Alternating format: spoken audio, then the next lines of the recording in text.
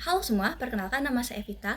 Pada kesempatan ini, saya akan menjawab studi kasus tentang kebijakan pengurangan dana transfer ke daerah atau TKD oleh pemerintah pusat dan dampaknya terhadap otonomi daerah. Dalam kasus ini, pemerintah pusat mengurangi TKD dengan alasan efisiensi fiskal nasional. Akibatnya, pemerintah daerah mengalami defisit negara, defisit anggaran, dan terpaksa menaikkan pajak daerah seperti PBB dan retribusi parkir. Hal ini tentu aja memicu protes masyarakat yang merasa keberatan. Nah, di sini saya akan menjawab 3 pertanyaan sesuai tugas. Mari kita mulai.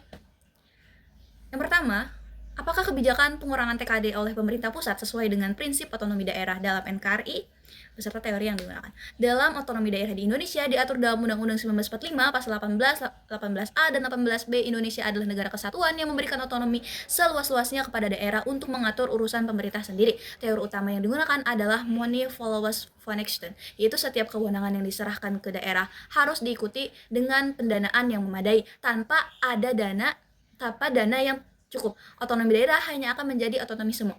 Tentu aja kebijakan pengurangan TKD ini sebagian sesuai karena bertujuan mendorong efisien fiskal nasional dan kementerian melalui peningkatan pendapatan asli daerah (PAD). Hal ini sejalan dengan Undang-Undang Nomor 1 Tahun 2002 tentang Hukum Keuangan Pusat dan Daerah.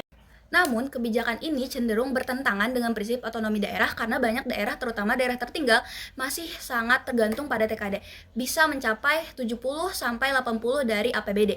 Pengurangan yang besar dapat melemahkan kemampuan daerah menjalankan tugas otonomi seperti pendidikan, kesehatan, infrastruktur. Ini tentu saja melanggar semangat money followers function pasal 18A Undang-Undang 1945 tentang hubungan keuangan yang adil. Jadi kesimpulannya, kebijakan ini belum sepenuhnya sesuai karena berpotensi mengurangi otonomi daerah yang nyata dan bertanggung jawab.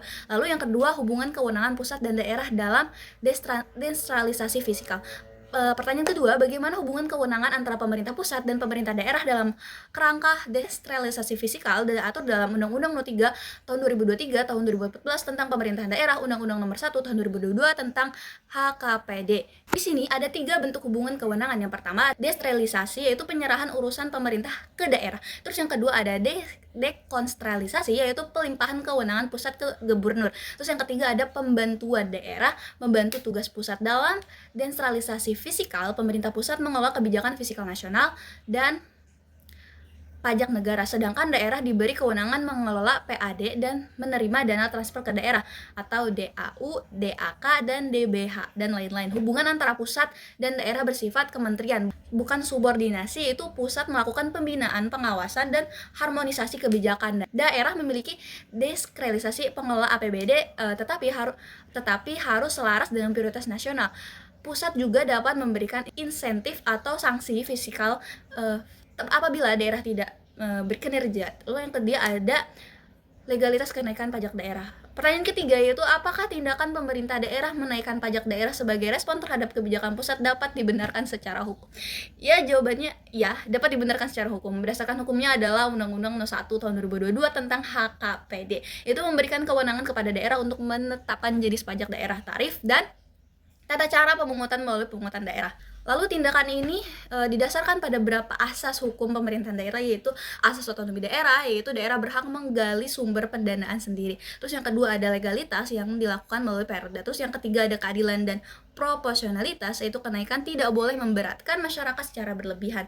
Terus yang keempat transparansi dan akuntabilitas, ya, harus melibatkan DPRD dan masyarakat. Namun ya ada batasannya. Kenaikan pajak harus proporsional, yaitu transparan dan mempertimbangkan kondisi ekonomi masyarakat.